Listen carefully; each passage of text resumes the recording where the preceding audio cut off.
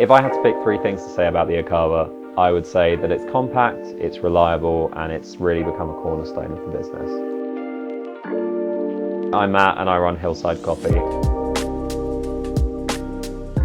I started in October 2020, just before the second lockdown. I would say that when you're starting a new business, you have to be prepared to compromise where things really don't matter. For me, the biggest compromise was the location. I did not have £1 million investment. I couldn't get a giant warehouse or a really fancy cafe.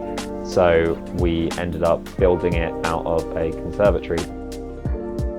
Before starting my whole adventure into coffee, I went on a roasting course. I got to try out an Laowa for the first time. It struck me how easy it was to use, but also it struck me that it seems like every big roastery in the specialty industry at least has one. I think that because of the ability to roast green samples so well, the Laowa was definitely a good investment, and over the amount of green coffee that you would waste, and you might even waste entire sacks if you buy a coffee that you really don't get along with, I would say that the Laowa definitely makes its money back quite quickly within the first couple of orders.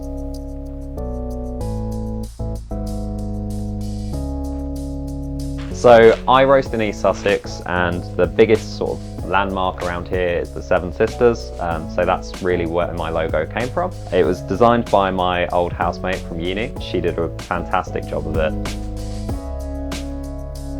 And then from that, we've sort of built out, as the business has developed, into getting some really nice custom packaging.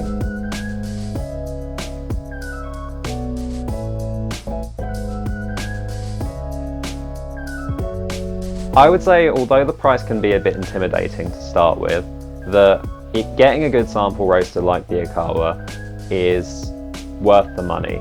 For the amount you'll save in the long run at least, and also it's never let me down. I've never had a batch suddenly go wrong in it.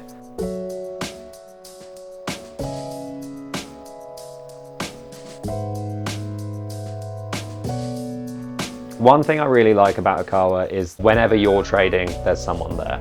If you're roasting samples between 9 and 5 and you have a problem, you can send them an email or give them a call and they'll get back to you nice and quickly. Whereas some businesses that I've dealt with, you have to deal with sort of 12-hour time differences and it can be a real pain.